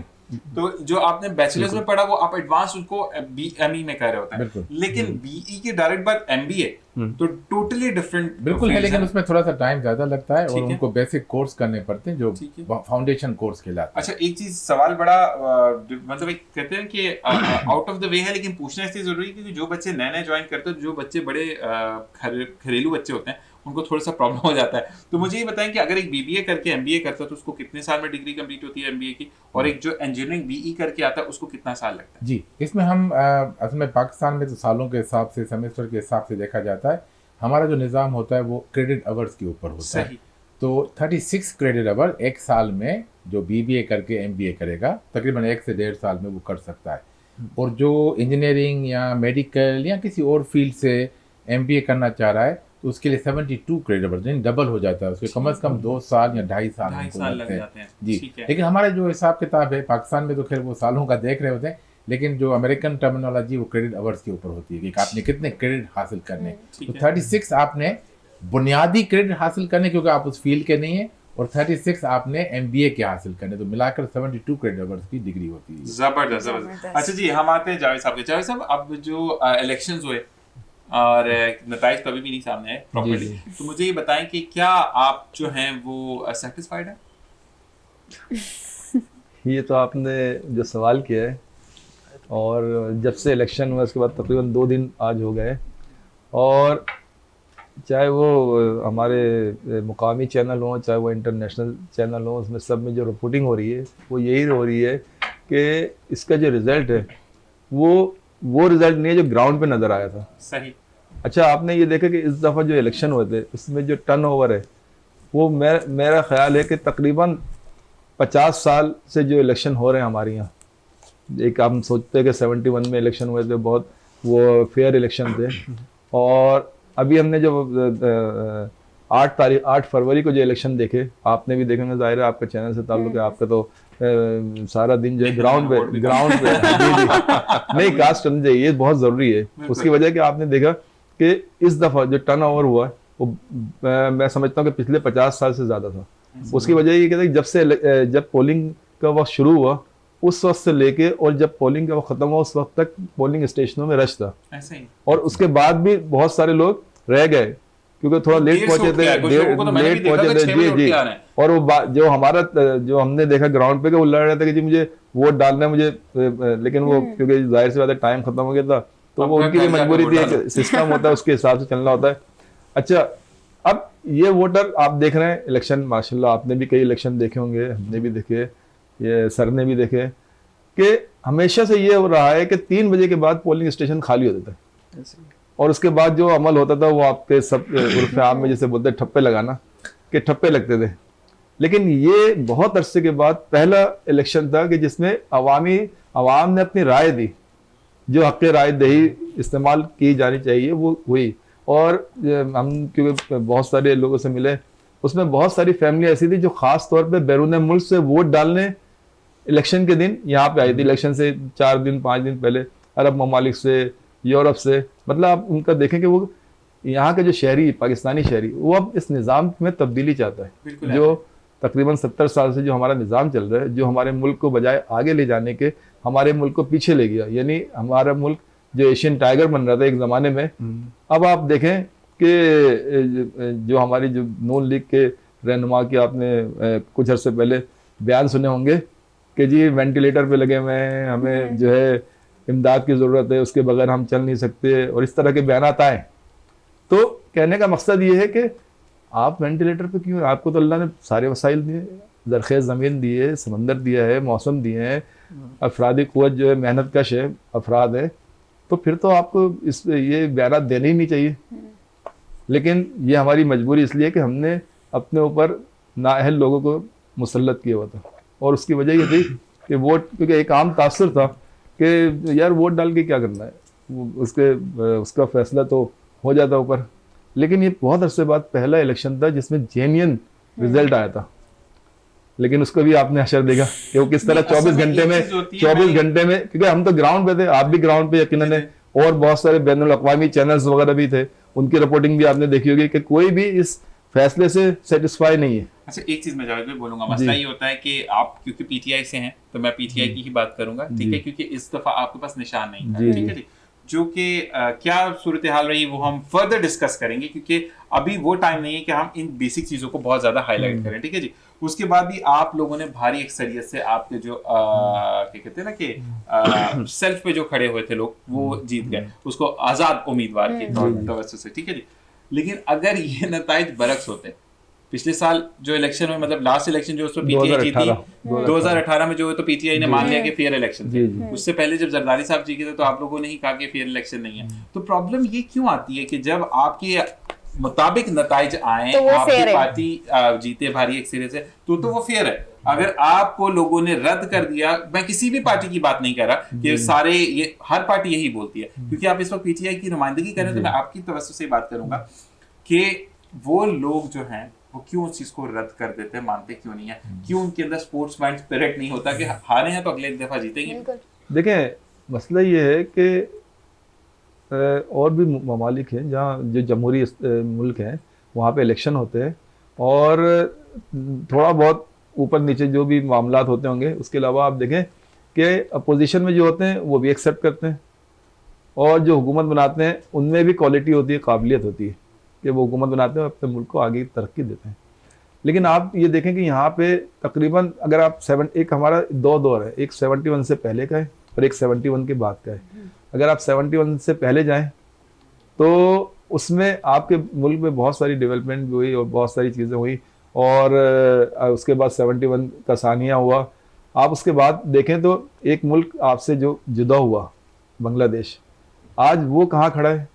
वो बिजनेस पॉइंट ऑफ व्यू खुश से, हो गए रोजगार हमसे से, जुदा हो गए, नहीं हालांकि तो नहीं खुशी की नहीं, हम तजिया कर रहे हैं, हम खुशी की बात नहीं कर रहे मैं वैसे जनरल कर रहा हूँ कि अगर उनकी देखा जाए तो वो बयानात इस तरह के आ रहे हैं, इस तरह के बयानात आ रहे हैं, तो इस पे हमें अफसोस करना चाहिए और हमें अपनी तारीख को मतलब कि एक सही ट्रैक पे आना चाहिए। Recall जो करना जो चाहिए कि जो कि पिछली जो है, अगर जाहिर सी बात है मौर्री जब लिखेगा पाकिस्तान की तारीख 70 साल की, तो क्या लिखेगा? वो लिखेगा गुर्बत, बेरोजगारी, जहालत, यही चीजें परवान चढ़ी, गैस नहीं, पानी नहीं, गैस बिजली नहीं, बुनियादी सहूलतें नहीं। तो कोई भी मुल्क हो, चाहे उसका कोई भी लीडर हो, या लीडर को छोड़ दें कि आम आदमी, अब एक मिसाल है बैरून मुल्क, आपके भी बहुत सारे जानने वाले होंगे, हमारे भी बहुत सारे जानने वाले हैं, तो उनसे जब हमारी बात होती है तो वो आप कहते हैं कि ये बंगाली हमारा, पहले जो हम बंगाली जैसे कहते थे ना, किसी को मजाक करना होता है तो उसको कहते हैं बंगाली, अब वो हमारा मजाक उड़ाते हैं और हम कुछ नहीं बोल पाते। क्यों? क्योंकि हमें वो लीडरशिप मुयस्सर नहीं हुई जो हमारे मुल्क को आगे लेके जाती। और आज यानी अभी 2 दिन पहले एक पूरा ग्राउंड बन गया था और ऐसा लग रहा था कि अब इंशाल्लाह पाकिस्तान का दौर, अच्छा दौर शुरू होने वाला है। लेकिन उसमें आप देखा कि आपके इदारे जो थे उन्होंने किस तरीके से उन पार्टियों को सपोर्ट किया कि जो पहले 40 साल से जो सियासत कर रहे हैं और जो जिन्होंने 40 साल में मुल्क को इस नहज पे पहुंचा दिया, आज फिर दोबारा वो उनको लाने की। देखें, अगर बच्चा है, पढ़ने वाला होता है, तो वालिदैन भी उसको उसके ऊपर खर्चे करते हैं, उसको प्रमोट करते हैं, उसको शाबाशी देते हैं। लेकिन अगर वो बच्चा पढ़ने वाला ना हो तो फिर वालिदैन उसके ऊपर मजीद इन्वेस्टमेंट नहीं करते, वो बोलते हैं भाई कोई काम कर ले। सीख लो। इसी के तो साथ कहने का मकसद ये है कि अब जो जमातें हैं, अगर मियाँ साहब ले लें या कोई भी जमात ले लें, तो हम उनसे यही कहेंगे कि जो आपके काम थे, जो आपने छोड़े, जो सुनार लोहार जो भी थे, सुनार नहीं थे लोहार, तो आप दोबारा वही काम शुरू कर लें और मुल्क क्या को उसकी हालत पे रहम खाएं ताकि मुल्क तरक्की करे। बल्ले से। तो कहने का मकसद ये है। अच्छा, फिर दूसरी बात ये है कि आप ये देखें कि पीटीआई के साथ जिस तरीके से किया गया कि पाबंदो सलासल भी किया गया, बल्ले का निशान भी लिया गया, और भी बहुत सारे आप देखें एक साथ से गुज़िश्ता। ऐसा पीटीआई ने भी बड़ा कुछ अच्छा, पुराना दौर में देखें तो जिन लोगों के साथ हुआ था उनके मुकदमात पुराने थे, जो सिर्फ नैब के डिले करने की वजह से उनके फैसले नहीं होते। सिर्फ उन्होंने इदारों को आज़ाद किया कि जी आप फैसले करें इनके, और आपने बहुत सारे जो उस वक्त के रहनुमा है तो उन्होंने बयान दिए कि अगर खान साहब 1 साल रह जाते तो हम सब जेलों में होते और हमारे फैसले हो चुके होते। तो अगर कोई किसी ने कोई, अब जैसे अभी आप सुनते थे कि जी लेवल प्लेइंग फील्ड होनी चाहिए और सबको बराबरी, मतलब ये इसमें क्या है? अगर मैंने कोई जुर्म किया तो मुझे तो उसी वक्त सजा मिलनी चाहिए, इंतजार नहीं करना चाहिए। बिल्कुल, देखें खान साहब हो या कोई भी हो, 9 मई का वाकया भी नहीं बोल सकते ना। देखें 9 मई के वाकये की सबने मजम्मत की और उसके बहुत सारी शवाहिद और बहुत सारी चीजें सामने आई हैं, देखी हैं। अब उस पर आप फैसला करें, मतलब कि एक वाकई, अब देखें 9 मई का वाकया, गलती तो एक ही होती है ना, फिर बाद में वो गुनाह बन जाता है। देखें नहीं, गुनाह ना करें, गलती पर ही। आप मुझे बताएं कि 9 मई के वाकये की किसने मजम्मत नहीं की? मेरा ख्याल है तकरीबन हर पाकिस्तानी ने इस वाकये की मजम्मत की है। मतलब इस बारे को हम कंटिन्यू रखेंगे, लेकिन ब्रेक का कहा जा रहा है। आप दोनों से हम इजाजत चाहेंगे, राफे और अब्दुल हाई, ठीक है? तो आप दोनों से बहुत अच्छा लगा बात करके, और वाकई में जो एक क्वेश्चंस थे ना आप लोगों के, वो रिलेटेड थे कि दिल के छाले हरे के फुट रहे होते ना उस बात पे। तो जाते जाते सबसे पहले अब्दुल राफे, आप क्या, मोहम्मद राफे, क्या मैसेज देना चाहोगे? सामने आपकी कैमरा। मैं बस एक यही मैसेज देना चाहूँगा कि एजुकेशन के जिस भी स्टेज पे हो आप लोग, तो एक मार्केट अवेयरनेस होना बहुत ज़रूरी है। उसको लेकर चलें, उसकी नॉलेज और इन्फॉर्मेशन को साथ लेकर चलें। जबरदस्त। मोहम्मद अब्दुल हाई, क्या कहना चाहोगे? मैं भी यही कहना चाहूँगा कि आप जब भी किसी भी चीज़ में, किसी भी फील्ड में आप स्टडी कर रहे हैं तो फोकस्ड रहें, और अपना सारा आप अपनी करिकुलम एक्टिविटीज़, स्पोर्ट्स सब साथ लेके चलें, लेकिन साथ साथ पढ़ाई को भी उतना ही अहमियत है। जबरदस्त। आप दोनों का आना बहुत अच्छा लगा, और इसी तरीके से सिलसिला जुड़ता रहेगा, और यही मसाइल हमें आपने फॉरवर्ड भी करने ताकि हम प्रोफेसर साहब को यहाँ पर कर सके। और इसी के साथ एक ब्रेक, हमें बहुत एक खूबसूरत से मेरे मेहमान ज्वाइन करेंगे ब्रेक के बाद, जो कि कराची की फलाह पर काम करते हैं, और अगर कोई मुस्तहिक है तो उस तक राशन भी पहुंचाते हैं, और आपको वेज दिखाते हैं कि हम कैसे कराची को आगे बढ़ा सकते हैं। इसी के साथ एक ब्रेक, देखते रहिए प्रोग्राम मॉर्निंग डिलाइट में। अना मैं ज़िशान।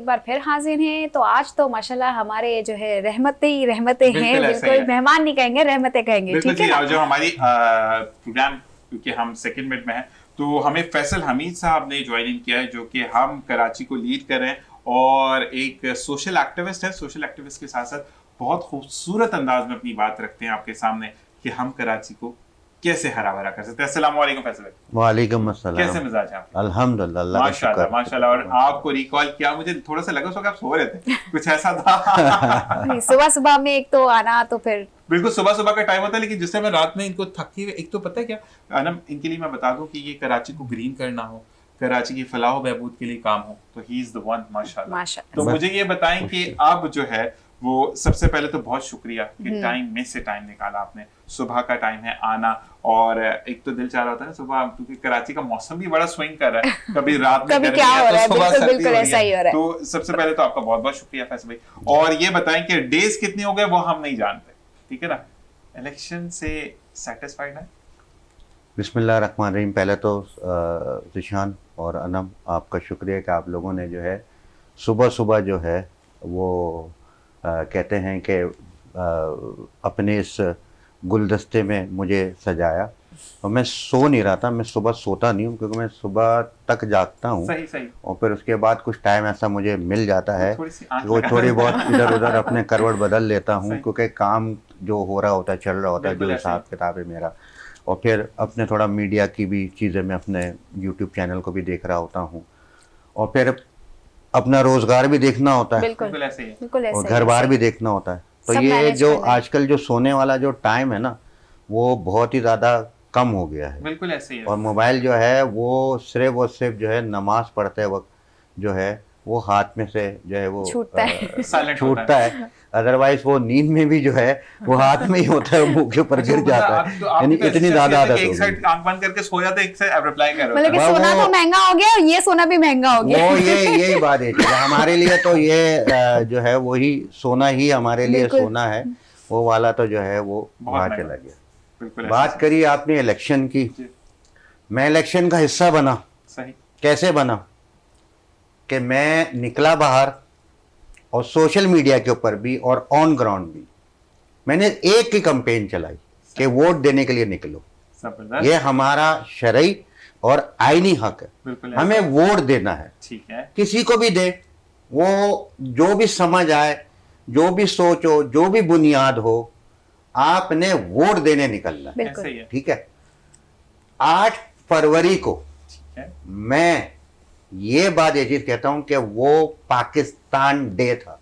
बिल्कुल ऐसे ही। उस दिन पाकिस्तानी निकले हैं, और पाकिस्तानियों ने जो है अपना जो है वो अपने हक अदा किया। बिल्कुल ऐसे ही। चाहे उसका टर्नआउट आप उसको 30% कर लो, 40% कर लो, सही। लेकिन पाकिस्तानी निकला और पाकिस्तानी ने जाके जो है वोट अपने दिया। क्योंकि 5 साल में एक दिन 9 घंटे मिलते हैं, तो पाकिस्तानियों ने अपना हक अदा कर दिया। और मैं सलाम पेश करता हूं तमाम पाकिस्तानियों को। और मैं यहां पे निशान एक बार एक चीज आपको और भी बताना चाहता हूं। बिल्कुल 25 करोड़ अवाम है, सही। ठीक है ना? 12.5 करोड़ रजिस्टर्ड वोटर हैं। सही। 50-50 तो हम यहीं हो गए, सही। आधे तो हम लोग यहीं हो गए। ठीक है। फिर टर्नआउट अगर देखा गया तो 30-40%, आप 50% समझ लो। तो 12.5 करोड़ के आप देखो 6 करोड़ बने। अगर मैं 6 करोड़ भी अगर लगा लूं तो 6 करोड़ लोग 25 करोड़ लोगों का मुस्तकबिल का फैसला करने निकले। जबरदस्त बिल्कुल। जबरदस्त ऐसे ही है। और मैंने ये बात एक चीज, कल के मैं एक प्रोग्राम में बैठा हुआ था, तो मैंने एक चीज बोली, और वो शायद सब लोग अपने अपने हिसाब से ली। मैं आज इसको क्लेरिफाई भी आपके प्रोग्राम में मैं करता चलूंगा कि 8 से 5 वोट दे दिया। 5 बजे के बाद से लेके और अभी तक और आने वाले वक्त तक, इन्ना लिल्लाहि व इन्ना इलैहि राजिऊन। निजाम पर बोल रहे हैं? नहीं, इन्ना लिल्लाहि व इन्ना इलैहि राजिऊन का मतलब क्या है कि हम अल्लाह के लिए हैं बिल्कुल ऐसे ही है। और अल्लाह की तरफ ही लौट जाना है। बिल्कुल बिल्कुल। ऐसे ही है। तो 5 बजे के बाद जो भी काम हमने 8 से 5 किया सही, वो हमने अल्लाह की तरफ दे दिया, जबरदस्त। और अल्लाह ही जो है उसको अपने आगे तक लेके जाएगा, वो चीजें करेगा। अब इसको कहीं पे भी कोई भी अपने अपने हिसाब से ले सकता है। मेरा मतलब, मेरा ये इन्ना लिल्लाहि व इन्ना राजिऊन पढ़ना सिर्फ अल्लाह को इसके ऊपर सुपर्द ये कर दिया। कि अल्लाह को सुपर्द कर दिया हमने, ये अपना वोट। जबरदस्त। जबरदस्त जबरदस्त। अब आप जो है ये अपने, हमारा शरई हक है, हमारा मजहबी हक है, हमारा आईनी हक है, आप इसकी इज्जत करो, इसको तजलील करो, आप इसको फाड़ो, अपने पाँव में रोंदो, आप इसको जो है सर के ऊपर सजाओ, जो समझ में आता है आप वो चीजें करो, क्योंकि मैं बहैसियत अवाम हूं, मैं पाकिस्तानी हूं, बिल्कुल ऐसे ही। सही। मैं भी एक मिडिल क्लास अपने क्या नाम है बंदा हूं, ठीक है ना। और मेरा ताल्लुक जो है वो अपने उन्हीं लोगों से होता है, उन्हीं लोगों से रहता है जो एक मिडिल क्लास है, ठीक है ना। मैं लोअर क्लास की बात ही नहीं करता हूं, क्योंकि वो तो खत्म हो गए, वैनिश हो गए, खत्म हो गए। मिडिल क्लास लोग, और मिडिल क्लास वो लोग भी कि जो इज्जतदार हैं और जो हर मुश्किल और परेशानी में जो है वो अपनी इज्जत को सामने रखते हुए बिल्कुल।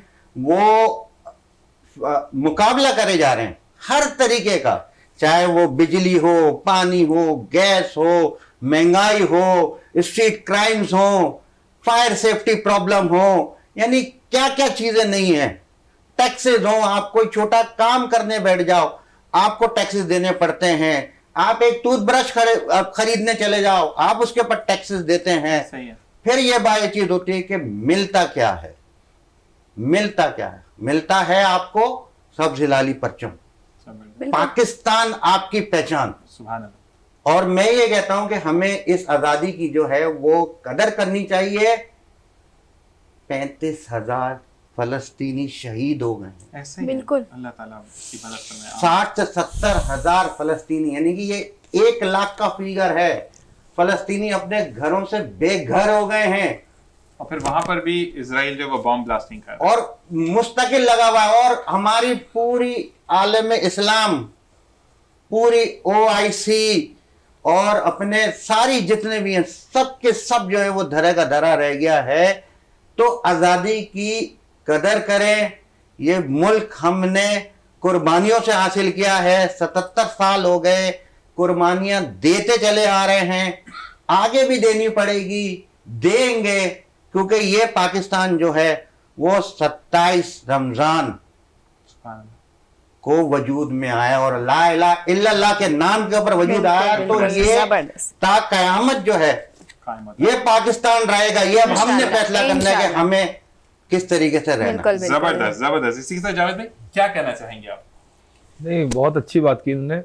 और सबका, हर पाकिस्तानी का जो मकसद और जो एम होना चाहिए वो यही होना चाहिए कि पाकिस्तान को आगे लेके जाना है। ठीक है, सियासी मामलात मसाइल दुनिया भर में चलते हैं, बहुत सारी चीज़ें होती हैं, लेकिन मुल्क और कौम के लिए कुछ करना ये हर पाकिस्तानी का फ़र्ज़ है, चाहे वो सियासत में हो चाहे वो बिल्कुल, नहीं हो। नहीं जैसे हो, हमारे ये भाई बिल्कुल। सोशल वर्कर हैं, ये भी कर रहे हैं अपने काम। माशाल्लाह। अच्छा, फिर जो हमारी इस वक्त जो आबादी है, अभी हमारे भाई ने बताया, जो मसाइल बताए और ये सब चीज़ें, तो ये बुनियादी ज़रूरियात हैं। मतलब ये कोई ऐश या इशरत या अय्याशी नहीं है मिडिल क्लास की। पानी, बिजली, गैस, रोज़गार, तालीम, सेहत, ये बुनियादी, ये बिल्कुल हर वो इंसान जो दुनिया में आया है ये उसकी ज़रूरत है। बिल्कुल। तो अगर आपको ये मौसर ना हो और जबकि आपके पास सारे वसाइल भी मौजूद हों, अब जैसे हम सब जानते हैं कि कराची जिस तरह टैक्स देता है पूरे पाकिस्तान को, तकरीबन 65-70%, और आज से नहीं दे रहा, जब से पाकिस्तान बना है, जब से कराची की इंडस्ट्री प्रमोट हुई है उस वक्त से दे रहा है। तो क्या वजह है कि आज भी यहाँ पे वही मसाइल हैं जो हम तकरीबन 50, ये समझ लें कि जब से हमने होश संभाले, जब से ये मसाइल देखते आ रहे हैं। अब आप ये देखें, बैरून मुल्क पाकिस्तानी इस दफ़ा तो बड़ी तादाद में वोट डालने वो भी आए थे बैरून मुल्क से, और उसकी वजह यही थी कि वो भी चाहते हैं कि इन मसाइल, क्योंकि देखें एक आदमी 70-80 की दहाई में या 90 की दहाई में बैरून मुल्क गया और वहाँ से मुस्तकिल वो रेमिटेंस भेज रहा है, वो बूढ़ा हो गया, उसके बच्चे जवान आ गए, और अब उसके बच्चे भी बाहर या अंदर जहाँ भी है वो टैक्स दे रहे हैं। तो फिर क्या वजह है कि मुल्क आगे नहीं बढ़ रहा? उसकी वजह सिर्फ ये है कि कुछ मफाद परस्त जो टोला है वो मुल्क के ऊपर गालिब है, सही। और उससे जब तक आप जान नहीं छुड़ाएंगे उस मफाद परस्त टोले से, जिनको सिर्फ अपनी ज़ात और अपने बच्चे और अपने दोस्त और अपने कारोबार से आगे कुछ नज़र नहीं आता, तो उस वक्त तक पाकिस्तान के हालात चेंज नहीं हो नहीं सकते। हो और यही सकते, हमारी भी बिल्कुल। कोशिश है कि यही चेंज हम लाया जाए। हम कोई खुदा न खास्ता ये नहीं कि आप देखें, जाहिर सी बात है, अब जैसे हम जो 50 या 55 या 60 साल, वो उनको अब ये ख्वाहिशात नहीं होती कि मेरे पास ये हो वो हो, वो तो सिर्फ ये है कि ऊपर की तैयारी कर रहे होते हैं। लेकिन जो हमारी जनरेशन आ रही है, जो अभी 18 से 25 साल के, और आपने देखा कि तकरीबन इन 5 सालों में 1 करोड़ के लगभग हमारी यूथ जो है वो वोट देने के हक रायदही उसने इस्तेमाल किया। और उसकी वजह ये थी कि वो भी ये मसाइल देख रहे हैं, वो सुन भी रहे हैं। अब जैसे हम बहुत सारी चीज़ें अपने बुजुर्गों से सुनते हैं, तारीख़ पाकिस्तान कैसे बना, लेकिन वो तारीख़ पाकिस्तान से ज़्यादा वो बुनियादी ज़रूरियात को फोकस कर रहे हैं। तो ये मामला जब तक ख़त्म नहीं होंगे हम आगे। अच्छा, फिर दूसरी बात ये, हम जैसे अक्सर बोलते हैं कि यूरोप की यूथ कम है। अक्सर हमारे जो लीडरान हैं उनसे आपने सुना होगा कि उनके जो नौजवानों की तादाद कम है और हमारे नौजवानों की तादाद, हमारी यूथ की तादाद ज़्यादा है। लेकिन हम ये नहीं देखते कि उन्होंने अपने नौजवानों को इंजीनियर बनाया, डॉक्टर बनाया, साइंटिस्ट बनाया। हमने अपने नौजवानों क्या बनाया? वो बेचारे वहाँ जाते हैं एजुकेशन के लिए, वहाँ होटलों में जॉब कर रहे होते हैं, पेट्रोल पंपों पे जॉब कर रहे होते हैं, फिर उसके बाद पढ़ लिख के वो उसी सिस्टम का हिस्सा बन जाते हैं, और वही मुल्क आप देखें उनसे फ़ायदा उठाते हैं। यानी हमारी यूथ से, हमारे लोगों से वो फ़ायदा उठाते हैं। लेकिन एक बात मैं यहाँ पे कहूँगा जावेद शेख साहब कि जावेद सदीकी साहब कि आपका जब बच्चा एक पेट्रोल पंप पर वहाँ काम करता है ना, तो वो एक अच्छा अमाउंट घर पे भी भेजता है, ठीक है। जबकि यहाँ पे अगर आप लोकल पेट्रोल पंप का बच्चा जो है वो अच्छी तालीम हासिल नहीं कर सकता। तो वैसे आप मानेंगे नहीं, मतलब मैं वो मिसाल जो आपको दे रहा हूँ वो किसी और जाविये से दे रहा हूँ। देखें यहाँ में एक मिसाल है कि वो मेरा भी थोड़ा सा अर्सा बाहर गुजरा है कि अगर आप पाकिस्तान में, मैं भी कुछ क्योंकि मेरा भी बिजनेस से ताल्लुक है और तकरीबन 14 साल हो गए, और हम देख रहे हैं कि हमारे साथ के जो लोग थे, जो हमारे दोस्त अहबाब, वो 15 साल या 14 साल या 20 साल पहले बैरून मुल्क गए, वहाँ वो कारोबार नहीं कर रहे, वो जॉब कर रहे हैं। लेकिन हम कारोबार करने के बाद भी वो चीज़ें हासिल नहीं कर पा रहे, क्योंकि यहाँ पे कारोबारी जो आप हालात देख रहे हैं, अभी आप 2023 का अगर देखें तो कारोबार शायद 25 सालों में इससे ज़्यादा बुरा हाल कभी नहीं हुआ। कोरोना में इतना बुरा हाल नहीं हुआ। तो कहने का मकसद ये कि अब आप अगर थोड़ा सा पीछे जाएं, 2018 से ले लें या 2013 से ले लें, जो गवर्नमेंटें आ रही हैं जा रही हैं, जैसे अभी अपने भाई ने कहा कि उस वक्त 2 मसले थे, एक कोरोना था और एक FATF का मसला था जिसमें आप ग्रे लिस्ट में गए थे। उस वक्त PTI ने गवर्नमेंट संभाली थी जब आप FATF में थे। उसके 1 साल के बाद कोरोना भी शुरू हो गया, जाहिर है 2019 में कोरोना आ गया। ग्रे लिस्ट में आया ना, PTI जब उतरी है तो उसके बाद ग्रे लिस्ट नहीं, लेकिन PTI के दौर में तकरीबन जो उनके 30 नुकात थे, 30 नुकात उन्होंने उसमें से 28 नुकात पूरे कर दिए थे, और वो एंड 2 नुकात थे जिसपे बिलावल साहब जब वजीर खारजा क्रेडिट लेते हैं तो उनसे पूछा जाए कि ये तो 30 नुकात जो FATF वालों ने कहा था कि इस पे अगर आप अमल करेंगे तो हम आपको, और आप देखें कि पड़ोसी मुल्क इंडिया आपको ब्लैक लिस्ट की तरफ ले जा रहा था। लेकिन उस वक्त की जो गवर्नमेंट, देखिए हर जो दौर होता है उस वक्त जो गवर्नमेंट होती है उसकी पॉलिसियाँ होती हैं। ठीक। तो उस वक्त PTI की जो गवर्नमेंट थी उसकी जो पॉलिसियाँ थी उसकी वजह से 28 नुकात पूरे हो गए थे, और 2 नुकात अगर वो शायद रहते साल भर तो वो भी पूरे हो जाते और ग्रे लिस्ट से निकल जाते। देखिए अल्लाह ताला जिसको चाहता है विनिंग शॉट उसी से लगवाता है। ये चीज हम फैसल भाई आपकी तरफ आते हैं। मुझे ये बताएं कि आप माशाल्लाह एक तो चीजों को आपने कवर अप किया, मैंने आपके पेज पे, लेकिन अच्छा एक मैं सॉरी आपको डिस्टर्ब थोड़ी सी कर रहा हूँ कि इस ग्रे लिस्ट में ले जाने वाली भी उन्हीं की पार्टियां थी। मतलब इस जो पाकिस्तान एक अच्छे ट्रैक पे चल रहा था और वो एकदम से मनी लॉन्ड्रिंग और वो दूसरे जो मामला थे उसकी वजह से जो ग्रे लिस्ट में गया था, तो वो यही पार्टियां थी और इन्हीं के जो बड़े थे वही लेके गए थे। जबरदस्त। चलें जी, ये भी आपने अच्छी निशानदेही की, इस पर मजीद बात करेंगे। जी आप मुझे बताएं कि फैसल भाई आपका जो एक नेटवर्क चलता है जिसके लिए मैंने भी आपको एक दरख्वास्त दी है, और आज 10 वो कहते हैं ना कि आपने कहा था कि 10 तारीख को काम हो जाएगा, तो फिर मुझे ये बताएं कि 10 तारीख को हो जाएगा इंशाल्लाह? मैं किसी को भेजें यही सामने नहीं, मैं बता रहा हूं रिकॉर्ड में भी आ जाएगा मेरी बात सुनो कि यार मैंने अपना वादा पूरा किया। मैंने आपसे एक रिक्वेस्ट, अल्हम्दुलिल्लाह, मेरी मसला ये होता है कि आपका, मैंने दिशान भाई एक बात बोली थी, शायद आपको याद, मैं वही सुनना चाह रहा हूँ। सॉरी, मैंने ये बात बोली थी कि अगर नसीब में लिखा हुआ है कि मैं जरिया बनूंगा तो दुनिया की कोई ताकत जो है ना उसको वो नहीं अच्छा, रोक ये सकती। इस तरह इन्होंने ये प्रोग्राम पे बोला था, और जो मुझे मैसेज पे बोला था वो भी मैं बताया था, पूरी बात बताया कि ना बुरी बात होती है, मैं फैमिली आदि बात नहीं बताते। अनम, इन्होंने ये बोला था कि ज़ीशान भाई वेट करें, और उसके बाद आपने कहा था, इन्होंने ये कहा था कि ज़ीशान भाई हमारा जो टर्नओवर है वो हर महीने की 10 को होता है, इंशाल्लाह वो काम हो जाएगा, और वो चीज़ हो चुकी है। और मैं ये कहता हूँ कि अल्लाह ताला आपको वसाइल देता है तो अल्लाह ताला लोगों की खिदमत करने बिल्कुल। वाला बनाए। बहुत बहुत शुक्रिया सबसे पहले तो आपका। अच्छा फैसल भाई, एक चीज और रिक्वेस्ट ये है कि ये सिलसिला अब एक फैमिली का ये चलता रहेगा, तो ये आपने देखना, इसकी जिम्मेदारी अल्लाह अल्लाह पाक करेगा, इंशाल्लाह। अल्लाह पाक। और मैं ये साथ- कह रहा हूँ कि नसीब में अगर लिखा हुआ होगा ना उनका कि हमारे जरिए होना है, तो दुनिया की कोई ताकत नहीं रोक सकती। बिल्कुल। और अगर नहीं नसीब में लिखा हुआ होगा ना, तो आप कोई- भी कुछ कर लो, मैं भी कुछ कोई कर भी नहीं लूं, ले सकता। दुनिया कुछ कर ले, वो चीजें नहीं हो सकती। ये अल्लाह के काम है, अल्लाह करता है, अल्लाह ने हमें चुना है, वो हमारे जरिए करवा रहा है। मैंने जरिए अपने आप को बनाता है। मैं अनम जरिया ही बोलता हूँ, बिल्कुल। मैं वसीला नहीं बोलता। मैं पुल का जो है वो अपने काम करता हूँ, जो मुश्किल में है और जो मुश्किल हल कर रहा है, ब्रिज के जो है मैं काम करता हूँ, और इसी ब्रिज पे लोग पांव रख के चले जाते हैं। नहीं, एक बात मैं बोलूं फैसल भाई, अल्लाह ताला ब्रिज भी उन्हीं को बनाता है हाँ, जिस पे वो भरोसा करता बिल्कुल। है, बेशक, जिनको मैंने वो बोला चुनता ना, है। वो चुना है इस काम के मसला लिए ये है अल्लाह कि पाक। आपकी तरफ अगर हम सोमरो साहब की बात करें, आप और सोमरो साहब में एक डिस्टेंस है, ठीक है ना, अगर आप इस डिस्टेंस को कवर करने वाला पुल हो, फिर आपसे जबरदस्त बंदा कौन होगा? और हम तो ऐसे लोगों के साथ जाके काम कर रहे हैं सही, जो किसी तरह की फैसिलिटीज दे रहे हैं,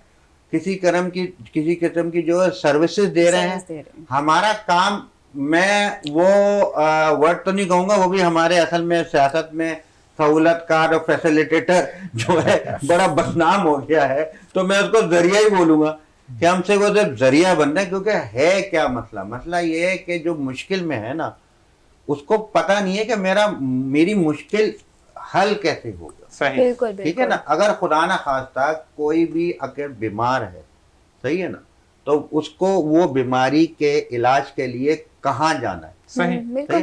क्योंकि बेचारा सुबह से शाम तक जो है वो अपने रोजगार के मामले में इतना फंसा हुआ होता है कि वो अपने घर बार, अपने बीवी बच्चों को नहीं देख पा रहा नहीं देख होता। पा रहा, बिल्कुल ऐसा ही ठीक है।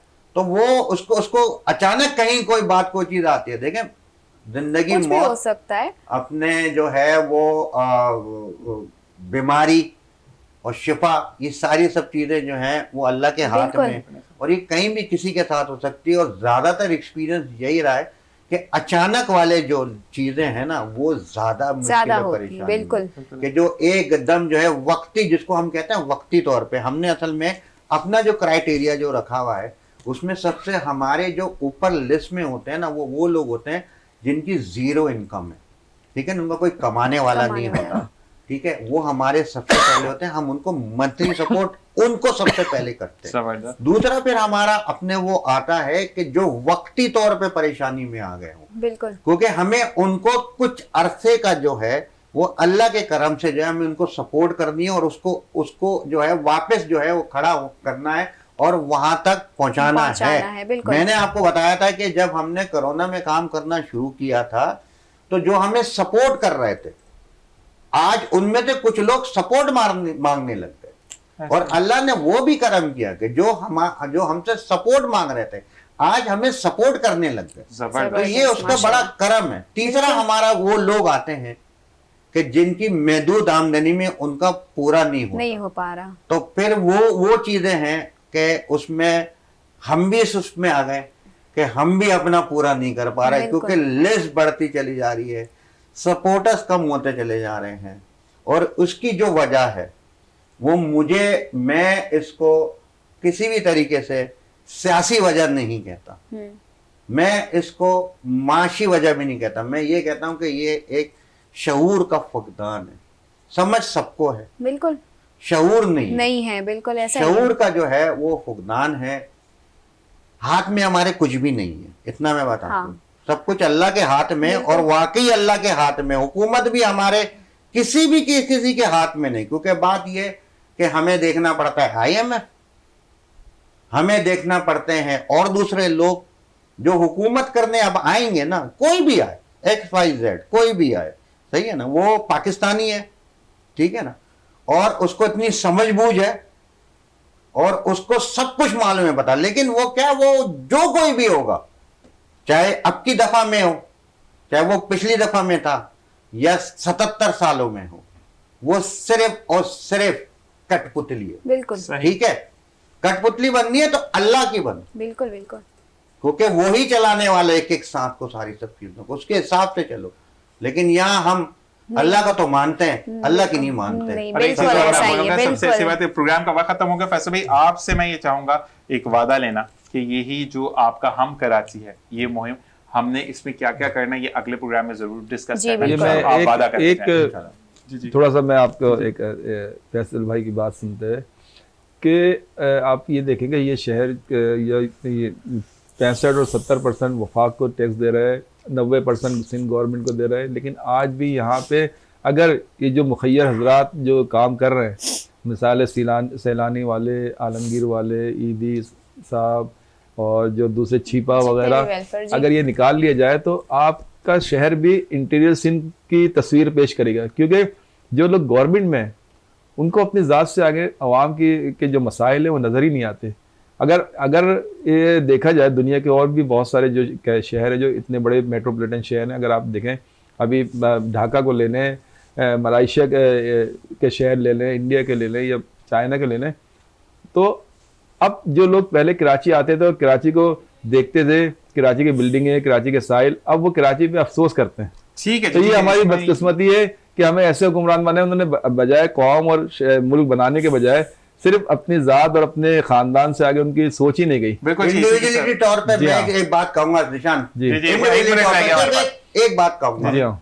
ओन करें बस हम लोग। जबरदस्त। नहीं हम लोग नहीं, ओन करें। आम आदमी जो है ना, आम आदमी तो अपनी जिम्मेदारी पूरी कर रहा है, जैसे कि अभी उसने 8 फरवरी को की, लेकिन अगर टाइम खत्म हो जी, चुका है। अगर आपको बात ये करने के बाद सिलसिला क्या आगे भी करें? हम जारी जी। रखेंगे, तो ये नेक्स्ट वाली प्रोग्राम में चीज़ इंशाल्लाह आपको जरूर आप लोगों को आपकी हम बात जो है वो बुलाएंगे। हम नेक्स्ट टाइम पे करेंगे। बिल्कुल। ताकि Sorry। यहाँ पर, और इसी के साथ साथ मैं चाहूंगा इजाजत इस दुआ के साथ कि जहाँ रहिए खुश रहिए, क्योंकि टाइम कम है और हमें नेक्स्ट बातें ज्यादा हैं। और इसी के साथ इनको दोबारा बुलाएंगे। अपना और अपने प्यारों का ख्याल रखिएगा। अल्लाह ने के बाद। जी बिल्कुल, बहुत मजा आया आज के जो माशाल्लाह हमारे मेहमानों की जो रौनक लगी थी, हमारी रहमतों की जो रौनक लगी थी, मुझे बहुत मजा आया सबसे बात करके, सबसे मिलके। सबका बहुत बहुत शुक्रिया। मैं इजाजत चाहूंगी, मैं और मेरी टीम हम इजाजत चाहेंगे कल एक नई सुबह और नए मेहमानों के साथ। तब तक के लिए अल्लाह हाफिज।